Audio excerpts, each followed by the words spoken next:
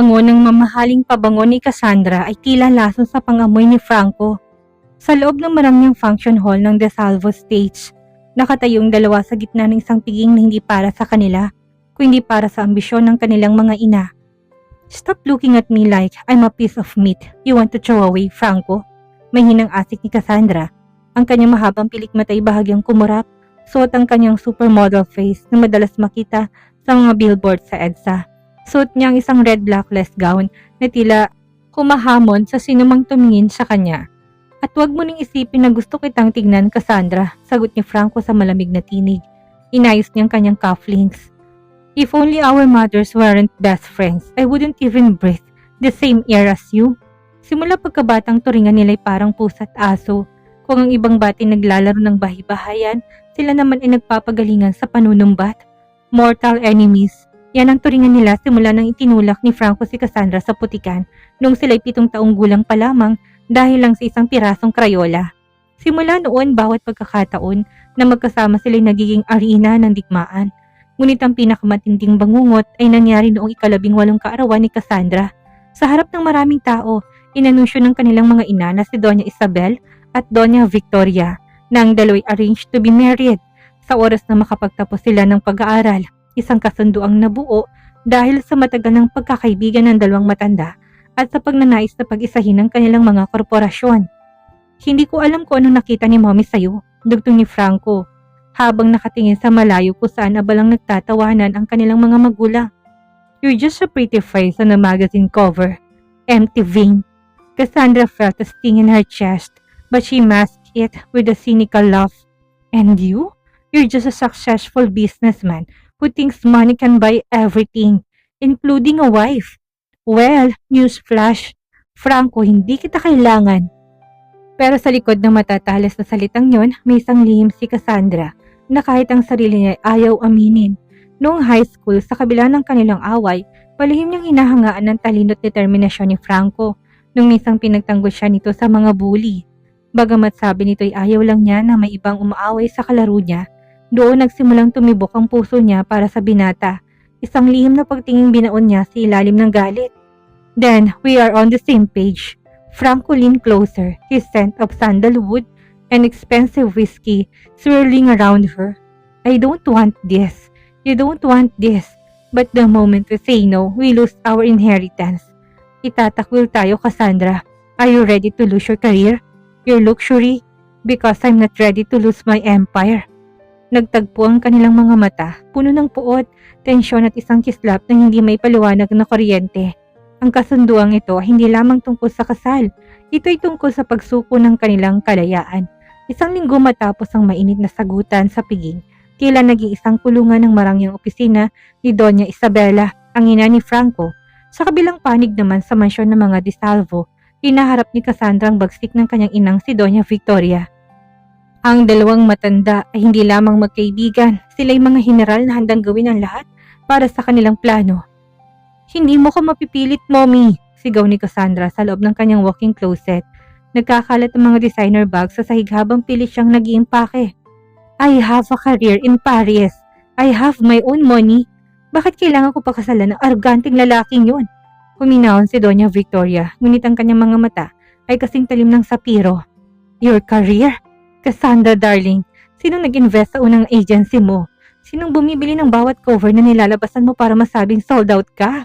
Isang kumpas ko lang sa mga kakilala ko sa fashion industry, maglalahong pangalan mo sa isang iglap." Napatigil si Cassandra. Ang hawak ng luggage ay bumagsak sa sahig. "You wouldn't do that to your own daughter? Try me," hamon ni Victoria. "Itatakwil kita, Cassandra. No inheritance, no connections, no name. Mabubuhay ka ba sa kalsada na suot ang huling Chanel gown mo?" Samantalang sa kabilang panig ng syudad, mas tahimik ngunit mas matindi ang tensyon sa pagitan ni Franco at ng kanyang ina. Nakaupo si Franco sa likod ng kanyang malaking lamesa, habang si Doña Isabel ay dahan-dahang humihigop ng tsaa. "Franco, ang De Vega Group ay tinayo ng lolo mo, pero alam mo rin na 50% ng stocks ay nasa pangalan ko pa rin." Panimula ni Isabel. "Ang pagsasama ng kumpanya natin at ng mga DeSalvo ang nagpapatatag sa atin. Laban sa mga kalaban sa merkado, I can manage the company without Cassandra's family," mariing sagot ni Franco. Hindi ko kailangan maging asawang isang babaeng walang alam gawin ko hindi mag-post sa harap ng kamera. Tumayo si Doña Isabel at nilapag ang cup sa lamesa na may kalabog. It's not about capability, Franco. It's about loyalty. Pinagkasundo ko kayo dahil alam ko si Cassandra lang ang tanging makakapagpaamo sa'yo. At kung tatanggihan mong kasunduang ito, ibibigay kong position mo bilang CEO sa pinsa mo si Marcus. Now choose, your pride or your throne. Napakuyom ang mga palad ni Franco hanggang sa mamuti ng kanyang mga knuckles. Ang trono niya, ang kumpanyang pinagbuhusan niya ng dugo at pawis ay kukunin sa kanya dahil lang sa isang babaeng kinamumuhian niya. Kinagabihan nakitang dalawa sa isang pribadong restaurant, hindi para mag-date kundi para sumuko. Ang mukha ni Cassandra ay bakas ng pag-iyak ni tinago ng makapal na makeup habang si Franco ay tila pasan ng daigdig. They cornered us. Ani Cassandra, ang boses ay matigas na parang bato. Tinakot ako ni Mommy. Mawawalang lahat sa akin. Same here, sagot ni Franco. Uminom siya ng diretso mula sa baso ng scotch. Gusto nilang maging sunod-sunuran tayo. Fine. If they want a wedding, we'll give them a wedding. But don't expect me to be a husband to you, Cassandra. Tumingala si Cassandra. Sinalubong ang malamig na tingin ni Franco. Don't worry. I don't need a husband. I just need a business partner na kayang tiisin ang pagmumukha ko sa isang bahay. Maganda ka na. Malamig na sabi ni Franco habang tumatayo. Sa susunod na buwan, magiging Mrs. De Vega ka na. Welcome to hell, Cassandra. Habang papalayo si Franco, naiwan si Cassandra nakatitig sa kanyang sariling refleksyon sa baso. Alam niyang ito na ang simula ng isang gyera na walang panalo. Ngunit sa ilalim ng kanyang galit may munting bahagi ng puso niyang kumikirot dahil magpapakasal siya sa lalaking lihim niyang minamahal sa paraang kailanman hindi niya ninanais. Ang bawat detalye ng simbahan ay sumisigaw ng karangyaan mula sa mga imported na white peonies na galing pa sa Holland hanggang sa dambuhalang mga crystal chandeliers na nakasabit sa bawat arko. Halatang milyon-bilyon ang ginastos ng pamilyang De Vega at De Salvo. Sa labas nagkakagulo ang mga paparazzi at media. Tinagurian itong wedding of the century, ang pag-iisang dibdib ng corporate titan na si Franco De Vega at ang global fashion icon na si Cassandra De Salvo. Ngunit sa loob ng bridal suite, tila isang selyo ng kamatayan ng hangin para kay Cassandra.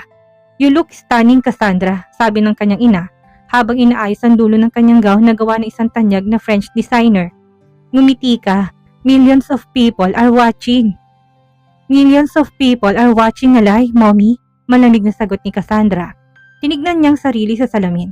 Ang belo niya ay tila isang lambat na sumasakal sa kanya. Sana'y masaya kayo ni Tita Isabel. Nakuha niyo ng gusto niyo. Sa kabilang silid hindi mapakali si Franco, ang kanyang best man at pinsan na si Marcos ay panay ang biro, ngunit hindi man lang siya kumikibo. Isang text message ang bumungad sa kanyang telepono. I'm waiting for you at our place tonight. Don't let that model touch you. I love you, Franco. Tiffany. Napapikit si Franco. Si Tiffany ang kanyang girlfriend, isang babaeng malayo sa ugali ni Cassandra. Si Tiffany ay malambing, tahimik at higit sa lahat, hindi siya pinipilit. Ngunit sa araw nito, kailangan niyang talikuran ng babaeng mahal niya para pakasalan ng babaeng mortal niyang kaaway. Let's get this over with. Bulong ni Franco sa sarili bago lumabas ang silid. Nang bumukas ang dambuhalang pinto ng simbahan, tumigil ang lahat. Sa dulo ng mahabang pasilyo, nakatayo si Franco. Matikas sa kanyang custom black tuxedo, ngunit ang kanyang mukha ay seryoso, walang bakas ng kagalakan. Dahan-dahan naglakad si Cassandra patungo sa kanya. Sa bawat hakbang nararamdaman niyang bigat ng kanyang gown at ang bigat ng kanyang nararamdaman. Sa kabila ng galit na magtagpo ang kanilang mga mata, tumibok na mabilis ang puso ni Cassandra. Sa ilalim ng mga ilaw, mukhang isang prinsipe si Franco. Ang prinsipe na dati niyang pinapangarap ngunit ngayon ay naging kanyang bilanggo. Nang iabot ng ama ni Cassandra ang kamay nito kay Franco, mariin ang pagkakahawak ng binata. Walang init, walang kuryente ng pagmamahal. Tanging lamig ng tungkulin. I, Franco De Vega, take you, Cassandra De Salvo, to be my lawfully wedded wife. Bawat salita ng sumpaan ay parang kutsilong humahati sa puso ni Cassandra. Alam niyang binibigkas lamang yun ni Franco dahil kailangan. Nang dumating ang oras para sa halik, inasahan ni Cassandra na gagawin lang ito ni Franco sa pisngi para sa kamera. Ngunit laking gulat niya nang hawakan ni Franco ang kanyang bewang at ilapit siya dito. Mabilis ang naging halik, malamig, technical, ngunit may kasamang diin na tila nagsasabing, simula ngayon, pag-aari kita sa harap ng mundo, kahit kailan hindi sa puso. Nagpalakpakan ng mga tao, sabog ang confetti. Sa harap ng mga kamera, matamis silang ngumiti. Ngunit pagtalikod nila sa altar, bumulong si Franco sa kanyang tenga. The show is done, Cassandra. Welcome to the loneliest place on earth. Our marriage. Napako si Cassandra sa kanyang kinatatayuan habang hinihila siya ni Franco palabas ng simbahan. Ang grand wedding ay tapos na. Ngunit ang tunay na giyera ay nagsisimula pa lamang sa loob ng kanilang iisang kwarto. Ang marangyang penthouse na inihanda para sa kanilang bagong kasal ay tila isang museum. Malamig, tahimik at walang buhay. Pagkapasok pa lamang nila sa loob ay kagad ng hinubad ni Franco kanyang tuxedo jacket at binalabag ito sa couch. Ang bawat kilos niya ay punong-puno ng pagkairita. Si Cassandra naman hirap na hirap sa kanyang mabigat na gown. Sa loob ng ilang oras sa reception, pinilit niyang ngumiti, ngunit ngayon ipagod ng kanyang panga at puso. This is it, pabalbal na sabi ni Franco habang nagsasali ng scotch sa baso. The dream wedding of our mothers. Sana masaya silang napanood ang circus na ito. You don't have to be so bitter, Franco, sagot ni Cassandra, habang pilit na inaabot ang zipper sa kanyang likuran. Ako rin naman, napilitan lang. Wag mo ipamukha sa akin na ikaw lang ang biktima dito. Hinarap siya ni Franco, ang mga matay naniningkit sa galit. Biktima? You enjoy the attention, Cassandra. Nakita kung paano ka mag-pose sa harap ng mga paparazzi. You love the fame that comes with being a De Vega. Aminin mo, kailangan mong pangalan ko para manatili kang relevant sa fashion world.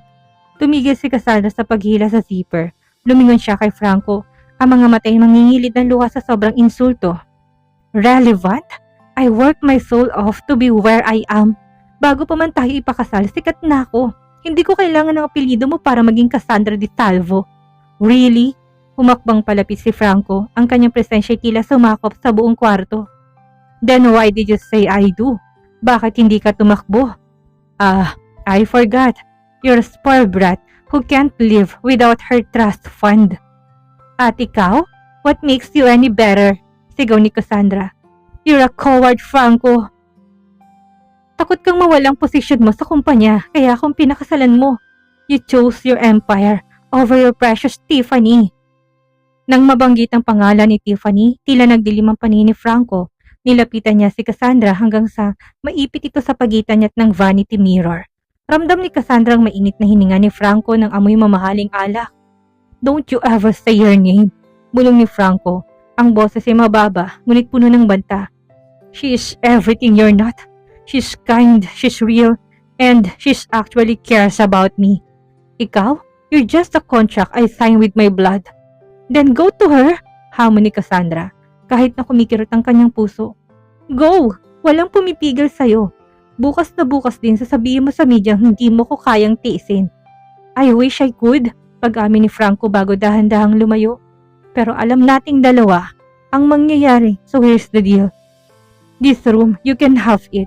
I'll sleep in the guest room. In public, we're the perfect couple. But in this house, we're strangers. Don't touch my things. Don't ask where I'm going. And most importantly, don't fall in love with me. Isang mapait na tawang kumawala kay Cassandra. Fall in love with you? In your dreams, Franco, kahit ikaw na lang ang huling lalaki sa mundo, hindi kita mamahalin. Good, dahil hindi kita matututunang tingnan bilang asawa. Iniwan ni Franco ang kwarto at malakas na sinara ang pinto. Ang tunog ng pagsara ng pinto'y umalingaw-ngaw sa buong penthouse. Tila pinalakas ang katotohanan ng mag-isa na lang si Cassandra. Nang dahan-dahan siyang naupo sa harap ng salamin, hindi niya na napigilan ang pag-agos ng luha. Tinignan niya ang kanyang refleksyon. Isang magandang modelo, suot ang bilyong-bilyong halaga ng alahas, ngunit pakiramdam niya ay siyang pinakamahirap na tao sa mundo. Dahil ang katotohanan ng pilit niyang tinatago ay ito. Gusto niyang mahalin siya ni Franco. Kahit na kaunti lang. Isang linggo matapos ang kanilang wedding from hell, dumating ang unang malaking hamon sa kanilang pagsasama, ang annual charity gala ng De Vega Group. Ito ang unang pagkakataon na lalabas sila sa publiko bilang mag-asawa. Sa labas ng kanilang penthouse, kailangan maniwala ng buong mundo na sila ang kahulugan ng relationship goals. Ayusin mo mukha mo, Cassandra, sabi ni Franco habang sinusot ang kanyang relo. The board members are expecting a happy couple, not a funeral procession. Huwag mo kong turuan kung paano umarte, Franco. Trabaho kong humarap sa kamera. Sagot ni Cassandra habang pinapasadahan ng kolerete ang kanyang labi. Suot niyang isang midnight blue gown na kumikinang sa bawat galaw niya. Siguraduhin mo lang na hindi ka amoy alak o amoy ng babae mo mamaya. Isang matalim na tingin ang binigay ni Franco, ngunit bago pa ito makasagot, bumukas ang elevator sa lobby ng hotel kung saan gaganapin ang event.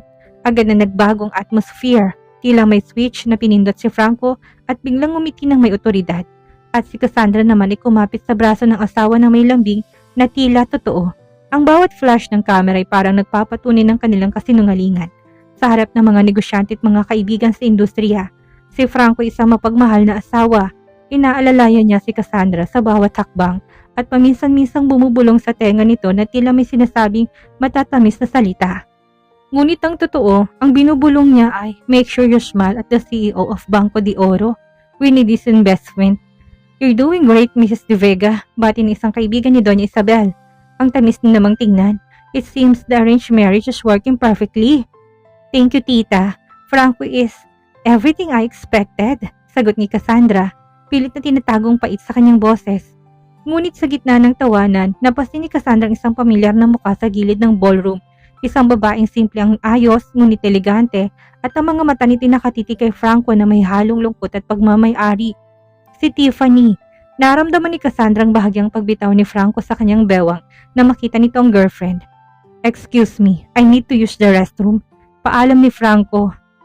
Alam ni Cassandra na hindi sa banyo papunta ang asawa. Sinundan niya ito ng tingin at nakita niyang pumasok si Franco sa isang madilim na hallway patungo sa garden. Dahil sa hindi may paliwanag na kirot at kuryosidad, dahan-dahang sumunod si Cassandra. Sa ilalim ng isang puno ng akasya, nakita niya si Franco na mahigpit na nakayakap kay Tiffany. "I miss you so much, Franco," rinig ni Cassandra ang hikbi ni Tiffany. "Nasasaktan ako na makita kayong dalawa sa harap ng lahat. Bakit kailangan mangyari to?" "Shh! Stay with me, Tiffany," mahinang sagot ni Franco. Ang boses na ginagamit niya ay punong-puno ng lambing na kailanman hindi narinig ni Cassandra. "Magtitiis lang tayo. This is just for a show. Ikaw pa rin ang mahal ko. Alam mo yan." Napaatras si Cassandra. Kahit na alam niya na walang pag-ibig sa pagitan nila ni Franco, ang marinig ang mga salitang yun mula sa sariling asawa habang suot nitong kanilang wedding ring ay parang libo-libong karayom na tumutusok sa kanyang puso. Muling nabuhay ang lihim niyang paghanga kay Franco noong kabataan nila. Ang pag-asang baka sa paglipas ng panahon, makita rin siya nito bilang higit pa sa isang kaaway. Ngunit ang bawat yakap ni Franco kay Tiffany ay isang paalala. "Cassandra, asawa ka lang sa papel. Si Tiffany ang reyna sa puso niya." Pinunasan ni Cassandra ang isang luhang pilit na kumakawala. Inayos niyang kanyang balikat at nagsuot muli ng kanyang supermodel mask. Bumalik siya sa ballroom na mag-isa, bitbit ang isang katotohanang mas masakit pa sa anumang sampal. Ang kanyang asawa ay pisikal na kasama niya, ngunit ang kaluluwa nito'y pag-aari ng iba.